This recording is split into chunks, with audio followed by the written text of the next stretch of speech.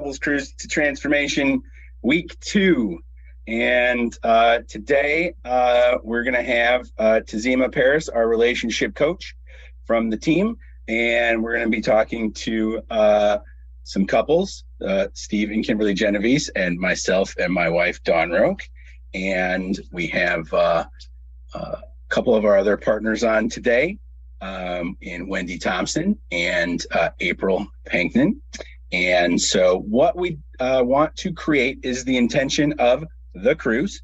And the Couples Cruise to Transformation is designed to have participants create conversations that create relatedness, possibility, and opportunity to take actions that cause an environment of love, respect, and connectedness. As a result, participants will learn and practice the distinctions collected from a variety of sources, leaving both partners with the satisfaction of having made a massive contribution to their relationship while exploring and creating a new future. And it will be fun. All right. So last week we talked about the one thing and how that flows into relationships. And we've got the 7 circles, of which personal life and key relationships are up there. And so we're going to talk a little bit today about some of those conversations.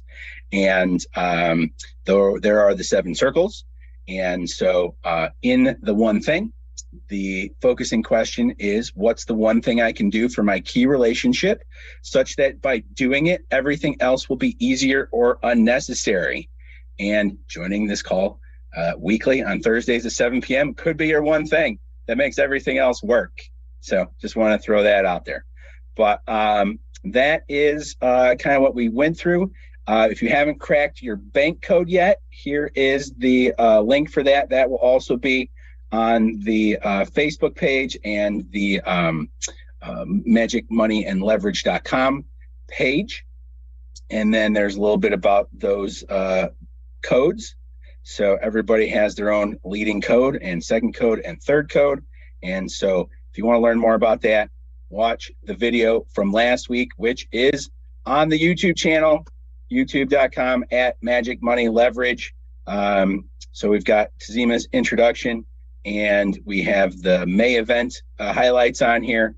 And I'm actually right now still downloading or uploading the last week. So that is in progress. So don't run out there right now and do that. So, but anyways, that is what we are working on, is creating relatedness, connectedness, fun for couples. And so if you're watching the video or you're here today, feel free to invite everyone that you know to come and join us. The more, the merrier. So let's see if I can get myself to be spotlighted, and I can get Tazima to be spotlighted. Why won't you let me spotlight? And spotlight. Come on. No, I don't want to stop recording. Zoom. All right, Tazima, if you just want to unmute yourself here while I'm working on this. Or you can, I think you pinned yourself, but you can.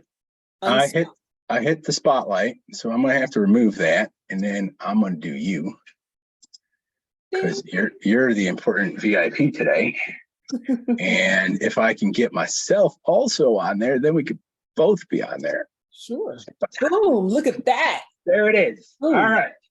So Tazima is our relationship and sex coach. And so the first thing that we just wanted to do today was get a little bit of background on Tazima, establish her credentials as the expert, and give everyone a little bit of information on why you want to listen to her. So Tazima, first question is, how did you get into relationship coaching? It was an accident. So I was, true story. I used to be a holistic health coach. I used to teach yoga. I used to do all this stuff, literally just focusing on like well-being. But I also had a curiosity about how relationships work. I was doing research specifically about like kind of the double standards around relationship, division of labor inside of relationships, all that kind of stuff. I was already doing research on that. And I also was curious about sex and sexuality and what was up with that. And also in the scheme of all of those pieces that I was just talking about of the relationship dynamic. And while I was coaching for health and helping people to eat kale and also their fitness, they would ask me about the people they were dating. Well, I'm dating this person, and what do you think about this? And I happened to have some pretty good answers. Was it like, how do I get them to eat kale too? Or no, how do I get them to date me, or how do I get to improve the quality of my relationship? Nobody was trying to get other people to eat kale. I was trying to get people to eat kale. It wasn't really working. But anyway, so I switched because I figured I was better at it, and it was more fun for me than arguing about not going to McDonald's. It was way better talking about, well, here's what you can do to have more orgasms or be more connected or feel better inside of your relationship, or here's how to be vulnerable. Here are some tasks, some things that you can do, even though it feels vulnerable or scary. And guess what? With all of that, you'll get to be closer to one another. So yeah, so that's how it started. This is how it's going. Right. Okay. Very cool. Yeah. What do you find rewarding or challenging in the relationship coaching business that you've taken on? Yeah, the reward and the challenge are the same, because I love puzzles in general. Like, I'm a person, I love like things that are meticulous. Like, a lot of people don't like meticulous, tedious things. My brain loves that kind of stuff. Like, if it's something very specific and it has details oriented, that's how I see relationship. It's like the biggest unsolvable puzzle, because you have two people coming together who have histories, and those histories are going to come together, and they're going to, each person is going to see something different because of their history. And then there's all these possibilities. Also, people come together to heal inside of relationship. They don't necessarily know it at the outset, but usually there's something that the perfect relationship or the perfect person will poke the thing that needs to be healed in that person. And so it gets brought up. If they're with a person who doesn't poke that thing won't get brought up for it to be healed or reconciled or solved or cultivated. You won't be able to cultivate any skills around it. So I just love relationship for that. And that is the challenge, because it's the challenge of relationship that has relationship be so rewarding. And it's the one place, especially romantic relationship, is the one place that they're the one person, or the multiple people, if you're in multiple relationships, who can see all sides of you. Your romantic partner has the most angles on you. Not even a parent can have as many angles on a particular person or a child, because there are limitations to those familial relationships. Whereas a romantic partner, you have as close to a 360 degree of your partner as of anyone, even a best friend. That, again, you got limitations, but romantic partners, you got almost all the windows are open and available, and they can really be your spotter in the most ideal kind of relationship. Your partner, they can be a spotter for you for the dark spots or the blind spots that you can't see for yourself. They can be like, yeah, I've got a really good view on this. I can see what's happening, and let me help you get that. Let me hold this mirror so we can get a good angle on this blind spot that you have. And I think that's what relationship presents, the possibility. Got it. Okay. And what do you find that most couples tend to struggle with? I would imagine there's a lot of similar, consistent themes, and then maybe every once in a while you get a out of the left field kind of thing. But what do most people have to deal with? Yeah, primarily what I see in relationships, things that people are dealing with are the biggest thing that I see that is kind of the biggest blind spot that people think that their relationship challenges, they think it's an interpersonal challenge. And I'm mostly talking about male-female relationships, but these dynamics do happen in, in same gender or folks who are non-binary. These kind of tendencies still happen. But for man-woman dynamics, there are like a lot of the dynamics that occur are literally happening because men's brains are wired in a certain way and women's brains are wired in another way. It doesn't mean that one is better than the other. It just means that we're wired a certain way because of the equipment that we have and because of what we're needing to do, our roles that were set up in this like big biological experiment called life. In order for the humans to exist, some part of the humans need to take care of of the babies, and the other part, this is the deal that we made, way back on the savannah when we evolutionarily. When we were still out there, in the wild, and the other part of the group would go out and be really huge risk takers, but they also had to be caring risk takers so that they could kill the animal and not eat it at the site of the hunt, but bring it back to the village or to the group so that they could share it with the others. So they had to have both men have to have brute as well as compassion. And then the women have to have the sight, the vision to be able to see what could potentially happen, because she's dealing with a bunch of small people and stuff and, other collaborators who are still back at the camp, elderly folks. So if some threat arises and all the hunters are out there are different ways of thinking because of that setup. So part of some of the core challenges that I see inside of relationship are those dynamics occurring and us not really understanding that we're under the influence of our brains, not this person is a jerk because they're overindulgent or they don't think about it, they're selfish or whatever. It's literally just how our brains are operating. So that's one piece that I see often. But a lot of that's just machinery, right? Like it's just running and we don't even know what's happening. Yeah, exactly. And so bringing our awareness to that kind of stuff will help us to navigate it. The other piece that I see often is, of course, I'm not just a relationship coach, I'm a sex coach, and all sex happens inside of a relationship, even if it's a really, really tiny, short relationship. You are relating to another human.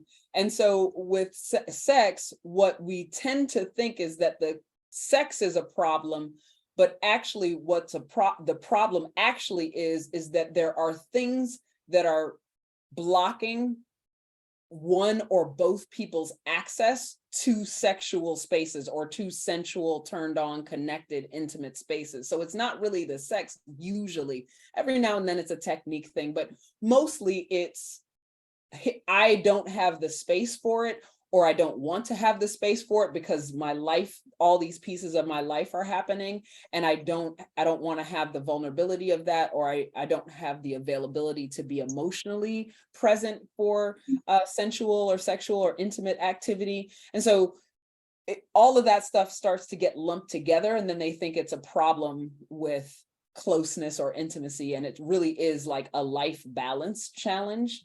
And sometimes it's literally a situation of, I sometimes poll the women and I say, so if your partner has done anything that has irritated you in the last 24 hours, how do you feel about being intimate with them? And they're all like, no, hell no. And I'm like, what if he did two things?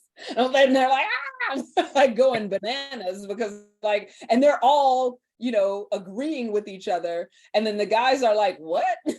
Like, guys can just flip on a dime. And for women, if it's one thing, that's 24 hours. If it's two or three things, it might be 48 or 36.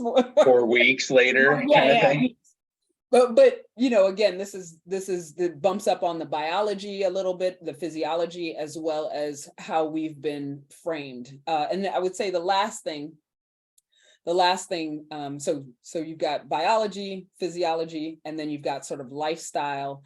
And then the other layer that we have on top of it is this social layer in general of sex and relationship and the society being oriented toward the masculine experience. We live in a patriarchy. The patriarchy is kind of misogynistic, and women navigating a patriarchal, misogynistic society has us thinking in ways and not being related enough to our bodies to be able to, bodies and our emotions, to be able to express ourselves clearly. And then that creates static on the line. Not that relationship or communication problems are because the patriarchy and women don't know how to deal with it. That's not what I'm saying at all.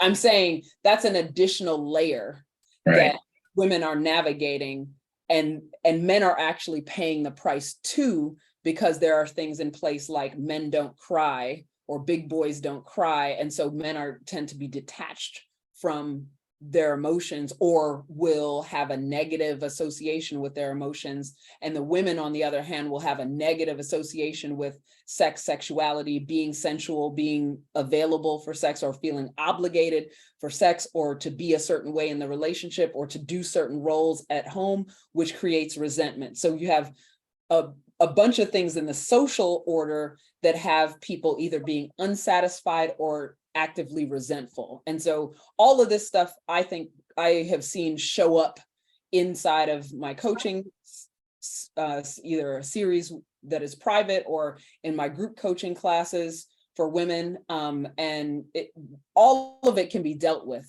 but a lot of it occurs in our blind spots. And that's really what I like to kind of bring out.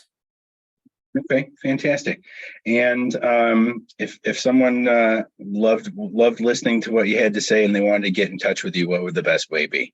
Sure. So the best way to get in contact with me is either through my website, so that's infiniterelating.com, or on my Instagram, there's a link, and I can also provide this on the website. There's a link so that you can schedule an initial chat. So it's in my Instagram links when you go on that.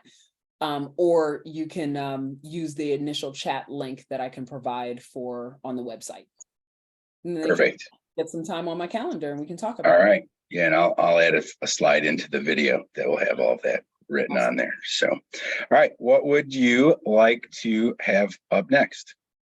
So I would like to talk about our topic. So one of the 7 circles is personal needs. Mm-hmm. So what I'm wanting to share about today is needs inside of relationship. How are your personal needs related to relationship? And I'm going to talk a little bit about that. And we're going to have a time for some exercise. So if you have a piece of paper, I don't care what your relationship status is, whether you're single or dating, or you're married in a committed relationship, whatever it is, you can do this exercise. And we can talk about how this shows up. So I'm going to just move into sort of presentation mode. I do not have any slides, so I'll just be chit-chatting. Okay. And yeah, if you want to just spotlight me, or you want to stay on. There you go. No, you're spotlighting. It's all you. Cool. All right. So personal needs. Here's the thing. I want to give you some definitions, because there are things that people think that needs are that they're not. So let me just poll the audience now. You can put this into the chat, or you can unmute yourself and say what you think it is. What do you think needs are? When you hear the word needs, what comes up for you? So you can pop it in the chat, or you can unmute yourself.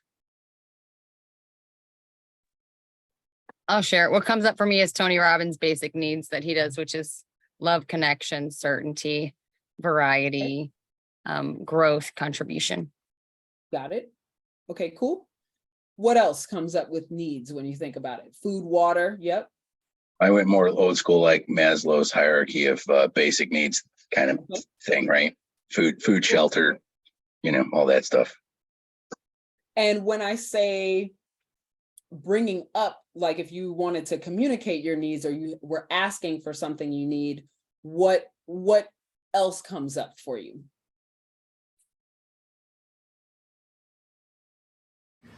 Things that make you happy. Okay, cool.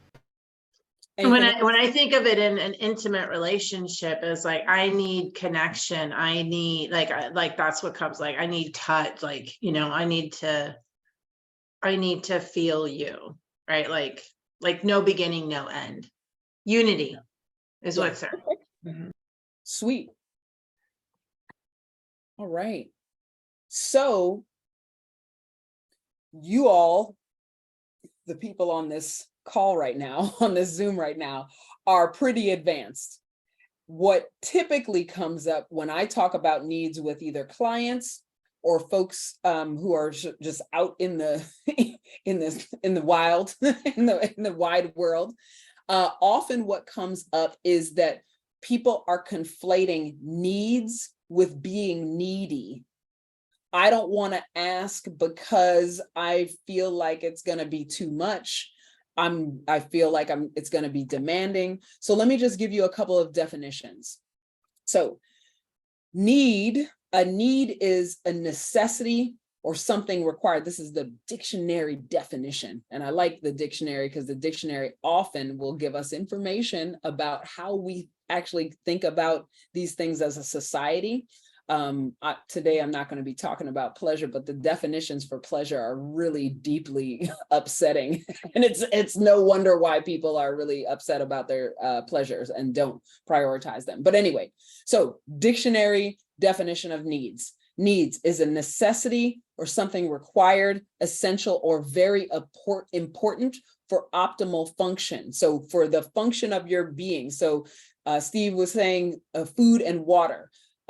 Kimberly was saying to be touched, need, being oneness, that connection inside of intimate relationship. So something that is necessary, essential, or very important for optimal function. And you can think about your needs for yourself, and they might be slightly different inside of relationships. So we're going to get to that in a moment. Also, a need is the circumstances in which something is necessary or that require some course of action. So in order for example, for your need to be met inside of a relationship, there may be something to do in order for that to actually occur. All right, so that's need. Now, needy, let me go ahead and actually define it for you. And that is lacking in the necessities of life, very poor or characterized by poverty. And then inside of relationship, when someone's needy inside of a relationship, increasingly demanding and urging for more than your partner is already giving.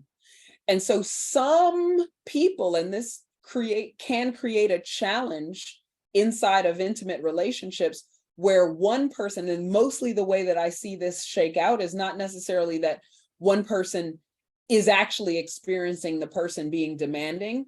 It's that the person who has unmet needs is the one who thinks that they are being demanding or overbearing or urging their partner, just literally by having a need, not by actually being demanding, but even them having a need and expressing that need, that same person is convinced that they are needy as a result of just having a need. And so I'm wanting to take some time to suss that out so that you can really get that some people inside of relationship will feel that literally having the need causes them to be needy. And I just want to debunk that myth, that conflation.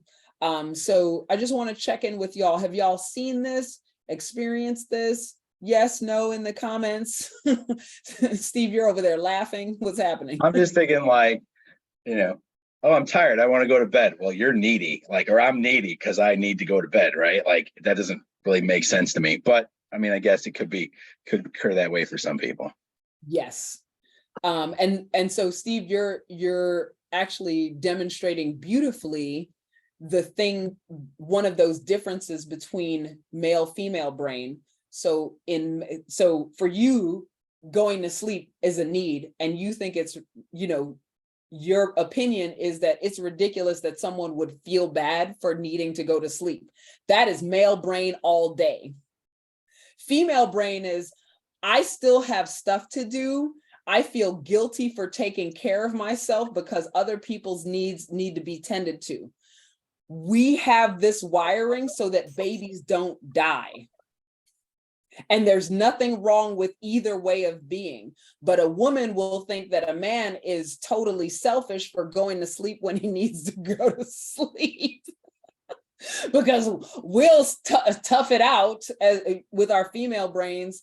Our female brains are telling us you can't rest until everyone else is taken care of. That is not just a societal overlay. That's literally your brain as it was wired by nature over millennia upon millennia. Okay, so please get that this is not just like personal stuff. This is literally like you dealing with your brain. Okay, cool. So let's move on to so we've got the definition stuff happening. And then the next piece that I want to address here is why addressing your personal needs inside of intimate relationship is actually important. So all relationship is an inside job. There's nothing in the relationship that is like, it's all on the one person or it's all on the other person. We're all showing up in relationship with all of our stuff in tow. If our baggage is out of order, because we all have baggage, everybody, all 100% of the humans have baggage. Y'all have baggage. I have baggage. You got baggage. Everybody's got baggage.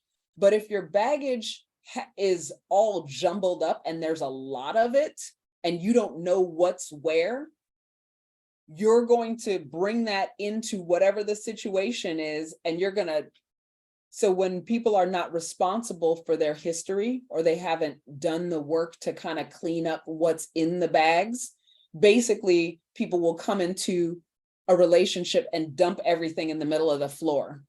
And then they'll just try to walk around like this baggage doesn't exist. They'll just be like, well, this is what I came with. This is just me. That's an irresponsible way of showing up in a relationship. Now, to be responsible, what would be better is to say, okay, here's what I have going on. I know that this is a thing, this is a thing, and this is a thing. And so I recognize that those pieces are my baggage, and I'm not going to make you responsible for those things. That is the inside work of relationship. I'm using a really general version of this so that I can set up the framework for needs. So your needs are personal and specific to you. Your partner's needs are personal and specific to them. There is no one else who has your particular set of needs. So assuming that the other person should know what you want or need, that's another way that we're dumping our baggage into the middle of the room and expecting everybody to navigate like you can just walk around all this bullshit that's in the middle of the floor, okay?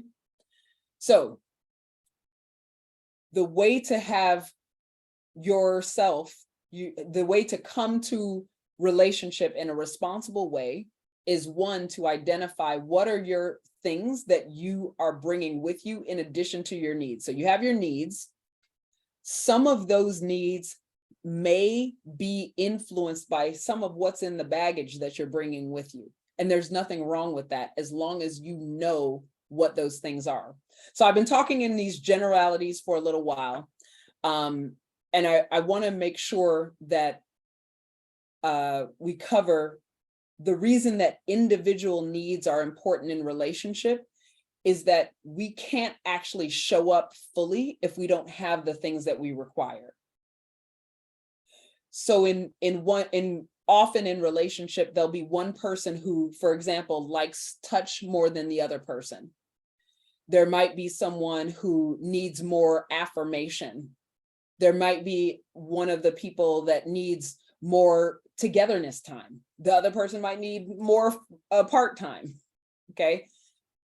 None of it's better than the other. It's just what you're coming with. And the art of relationship, the art and science of relating is how can everybody's needs get met? how can everyone in the relationship be served by the relationship, rather than how can the general approach to relationship actually is, how can we serve the relationship? So people are showing up in relationship trying to perpetuate the relationship. They're holding on and doing everything they can to stay together, but everyone inside of the relationship is suffering. That's being in service to the relationship.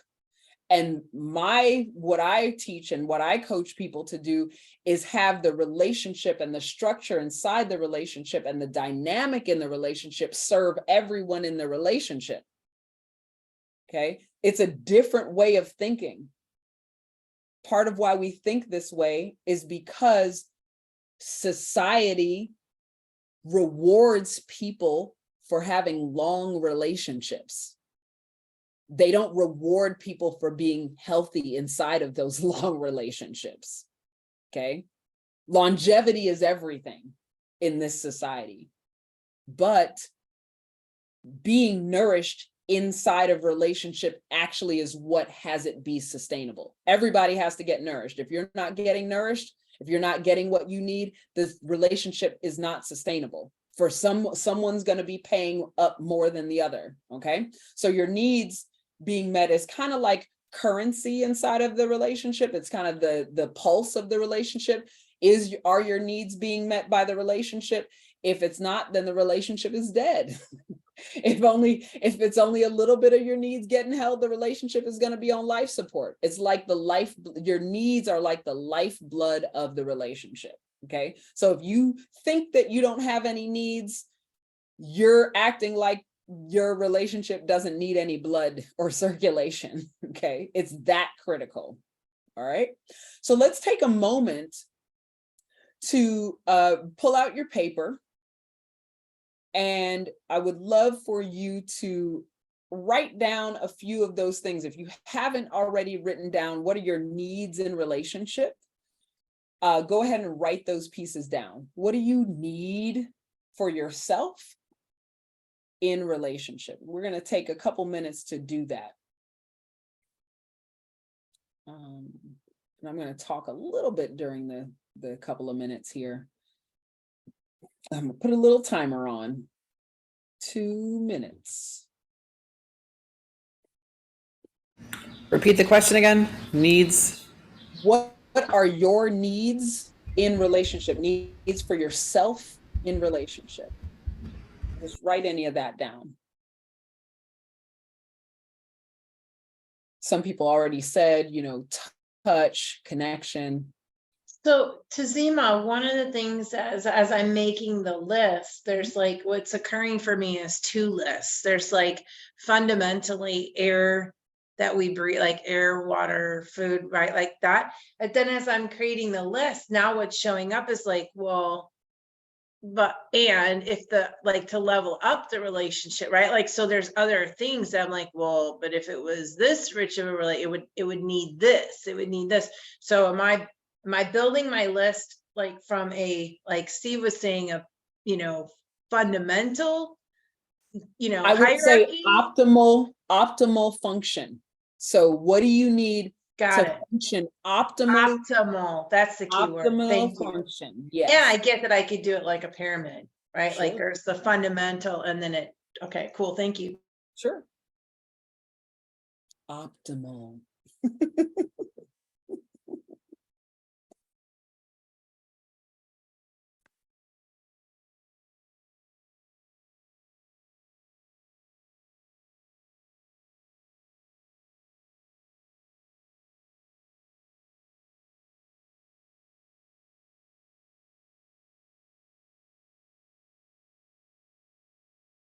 All right, just a few more seconds.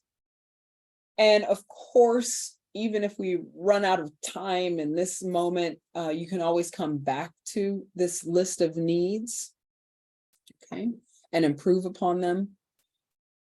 And so I would love to hear any piece that y'all might want to share. What came up? So Kimberly, what kind of stuff came up for optimal function for you? And by the way, feel free to steal if you like it.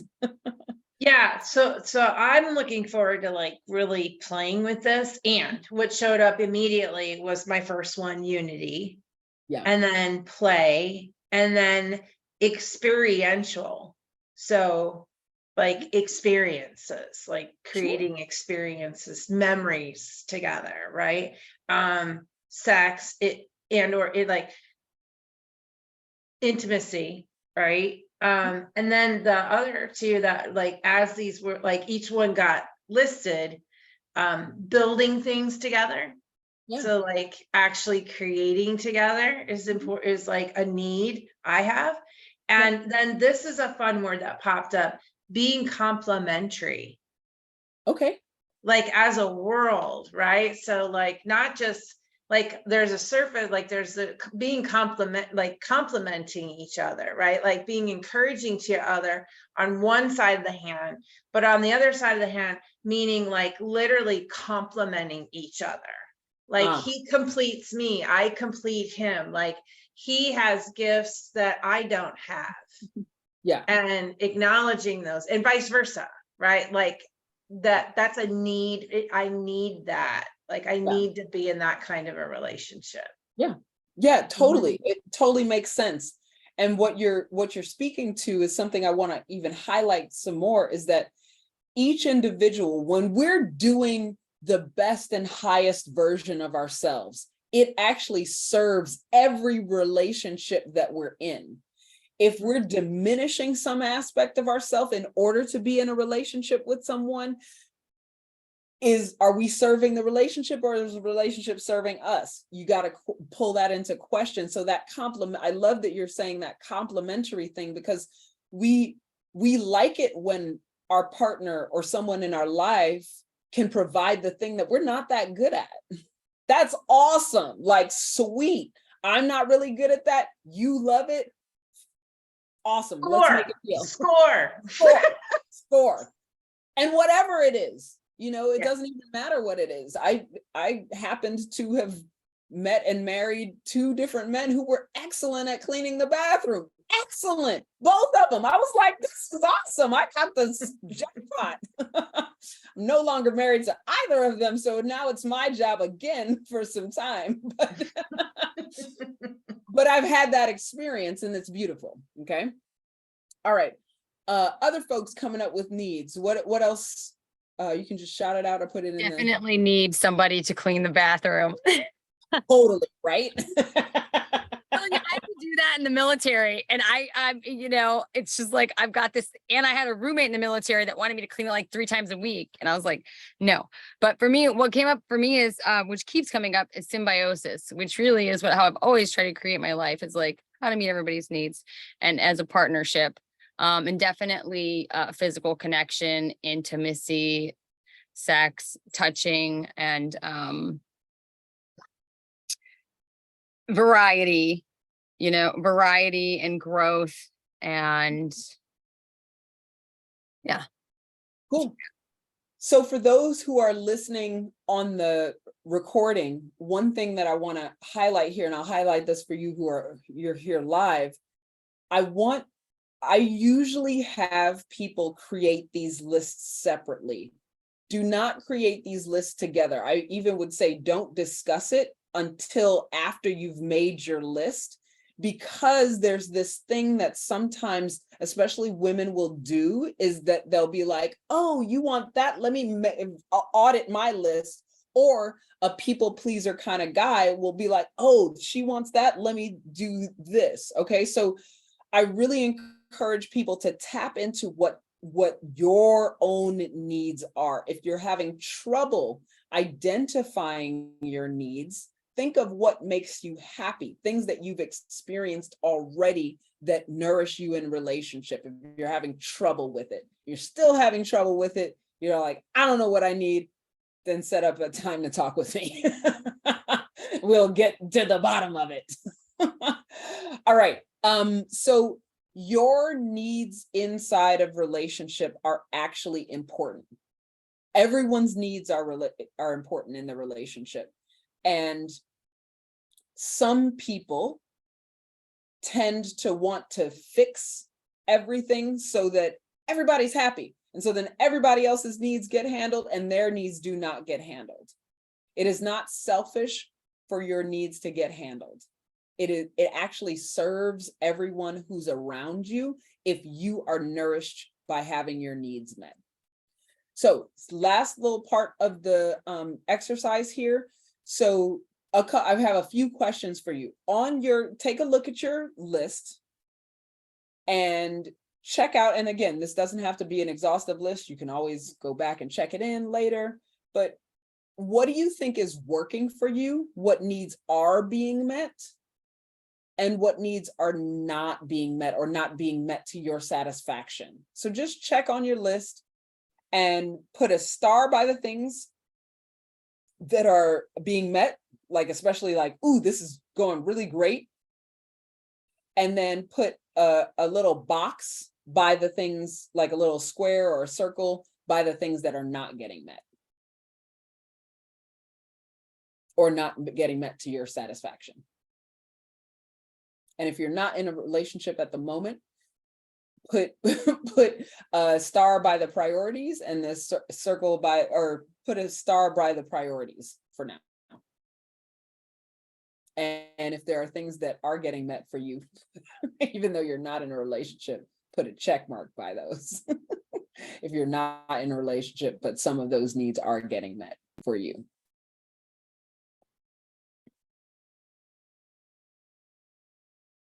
All right. Cool. So I'm for reasons of privacy, I'm not going to ask y'all to say what's getting met or what's not getting met, but I would encourage you to have a conversation if you're in a relationship about what you want to get met. But I will ask, like, how are y'all doing, like percentage wise, like out of the list that you have, like what's the rate of satisfaction? Like, are most of them getting met? 9 out of 10, 10 out of 10, 4 out of 10? How are y'all doing? 7 out of 9. Cool. Oh, wait, no, 7 out of 10.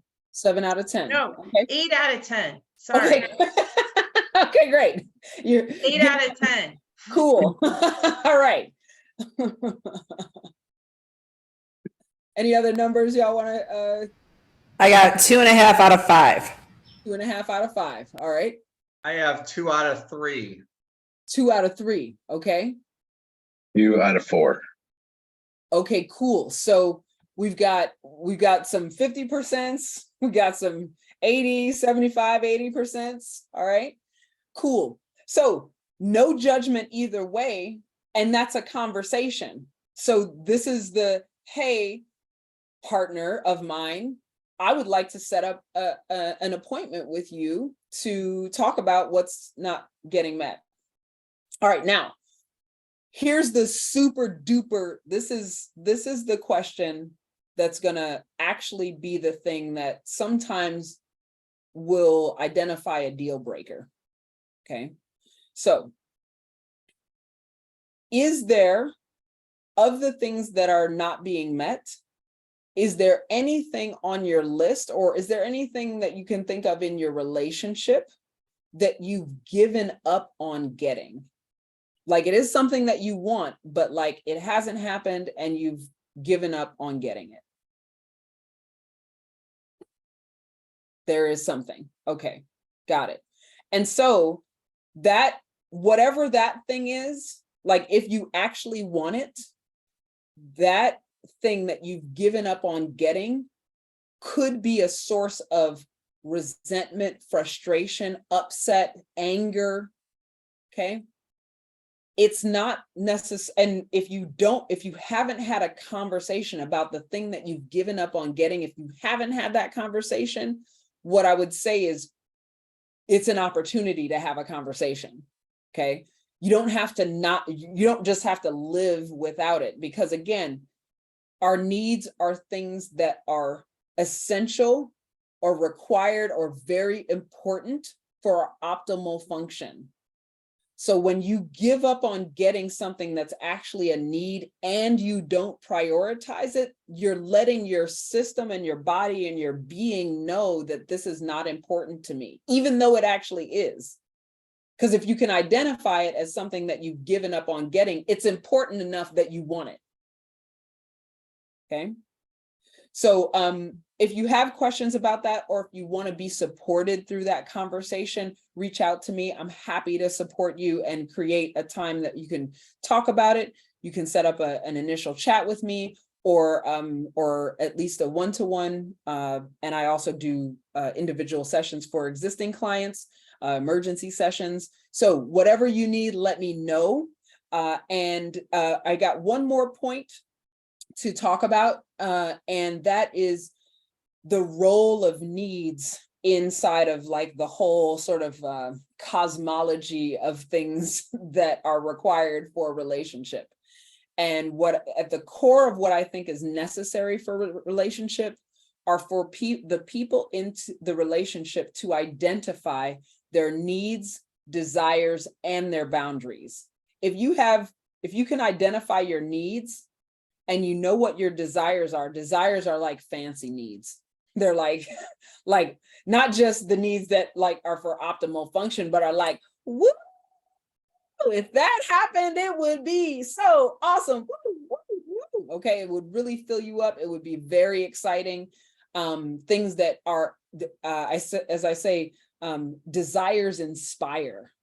So desires are those things that make us want sort of more, okay? And I'm talking about the desires of your heart, not the desires of like surface level, like, ooh, it would be cool. Those are wants, okay? Those surface level, what some people call desires, those are just wants. And wants are usually things that are influenced by society, the things that we see around us. We want a bunch of things that we see commercials for, right? Ooh, look at that new car. Ooh, look at that dress or jewelry, or like whatever the thing is, or like, ooh, I think I need that service because it's going to save me tons of money maybe, or I can make something. Regardless, the point is that our wants are things that are given to us by our environment. Our desires are the things that rise up from within us. They're extremely personal and they can be quite vulnerable to share. Okay, so if you can identify your needs and your desires, those will help you to identify your boundaries. And your boundaries are the things that are either deal makers or deal breakers. Boundaries are the things that are, and this is part of a core aspect of my programs. This is, every one of my clients, I talk about this. And when I do talk about this, it becomes easier and easier for them to navigate their intimate relationships. And so your boundaries is the container for your needs and desires. Anything that's inside your boundaries are your needs and desires, and the things that are not your needs and desires, if your needs are not being met or your desires are not being met, that's outside your boundaries.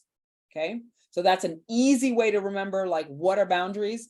Boundaries is the container for your needs and desires. Okay, so if you don't know what those are, you actually don't know what your boundaries are. If you don't know needs and desires, you can't identify your boundaries. It's just that simple. All right, so yeah, so wants suck, forget about that. Needs are critical, important, and will help you to be, thanks for the extra thumbs up. They'll help you to communicate what will actually nourish you inside of the relationship. So your personal needs are actually super, super, super, super important. And what you're going to be able to do is communicate in ways that will support you and your partner through your nourishing, beautiful, fabulous relationship. And that's it. Well, thank you, Tazima. I think there was some really great stuff in there that we can all take and move forward with. And certainly we're going to come back probably to some of these conversations in future weeks as we dig into other areas. And really, anybody who who wants more Tazima, like, we'll make it easy for you to find how to get a hold of her. So thank you so much for being a part of tonight's conversation. Really great and appreciative of you being here. And any final words, or actually, let's go questions. Anyone have any questions? Yeah. Here who would like to get one in before we're out of time? Questions or things that stood out. Comments or yeah. Or if there's something that stood out for you as being helpful, I would love to know that too. Right. We'll keep it simple. What's your favorite part? What was your least favorite part? April, go ahead. Well, I loved all of it, and what I've had that tribe example in my head many times, but I've never seen the perspective of. I've seen it from a different perspective, but never like the we can't go to sleep, we can't rest type thing. More so of like just trying to accommodate everybody's needs, but not that aspect. So that completed some stuff for me. So thank you. Good. I love the container analogy with boundaries. That's my favorite takeaway. Boundaries, needs, and desires. Beautiful. I'm in the same camp with April, which shouldn't be any shocker. Like I loved all of it, right? And there were tons of, I mean, what I'm finding very enjoyable about this is, we've been married 31 years. So like that whole longevity conversation, right? Like, and that we've been nurturing the relationship. Now, fortunately, we've been doing both, right? We've been nurturing each other and the relationship, but like getting that, like uncollapsing those things and getting access. I really appreciated like getting, like identifying needy as part of being poverty stricken. Like that's like, so in the whole conversation around prosperity and abundance and finances and, people that are like, when you look like that is definitely an identifier, because people will communicate needy as a being. Like you can definitely point out who's needy and who's not. Like it's very distinct. So that was huge, just like totally separate from the relationship piece. And then the most fun for me, like, is like the classic thing that I say is like, every day is a new day.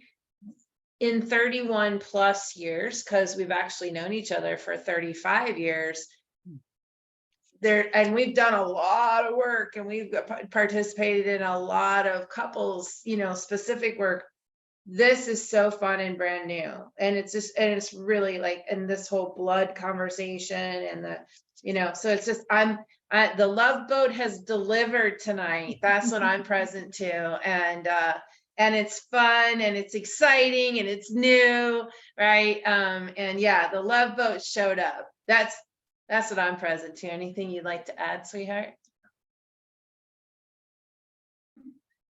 Yeah, I actually, Dawn took my words right out from underneath me. I like the containerization, of the boundary being the container, with the needs and desires being the two components that fit within that container. So to me, that made a lot of sense, and helped me identify with it. Awesome. I also wanted to add, Tazima, that I really appreciate. I was just talking to some Mormons that I've been like just being really in conversation with to just learn more. And I said, that's one thing about religion that I think has people trapped, is that, you're supposed to stick it out, and everybody's in these marriages where nobody's getting served. The kids are miserable, and that's what we're aiming for. And that misperception really is, like killing the planet. That one thing alone. Absolutely. I agree with you. And it's tragic. It's really tragic. So yeah, let's do what we can, at least to be an example of how it can be, how you can show up. That's right. Awesome. All right. Thanks for all of that. Yeah, fantastic call. I appreciate everyone who showed up, and appreciate everyone who watches this going forward. And Tazima, do you have any final words of wisdom for everyone? Yeah, if you don't know what you need, think about it, make a short list, and come get some help from me. figure out what you need. Sounds pretty basic, right? And I'll admit, like, I was writing things down. I'm like, I didn't even like realize that, right? Like, really being a thing. So I appreciate you and what you brought here tonight. So thank you very much, everyone. Yeah, Tazima, we acknowledge you for coming on tonight and doing this. This is awesome. I have some friends that want to watch the recording. They couldn't make it tonight, but legit want to watch the recording because they're very curious about what Tazima does. Okay, awesome. I'm looking forward to serving them virtually. Right. I think when you throw out sex coach into the world, people are like, huh, what's that? Right. And so like there's a curiosity of what that's all about. So fantastic. And relationship coach, right? Like we don't want to make it too much of one thing. So everything in a relationship is important. All right. Well, thank you very much again. And everybody have a great night or rest of the day whenever you're watching this, and tune in next time for the third week of the couples cruise to transformation on our love boat here. And we'll see y'all next time.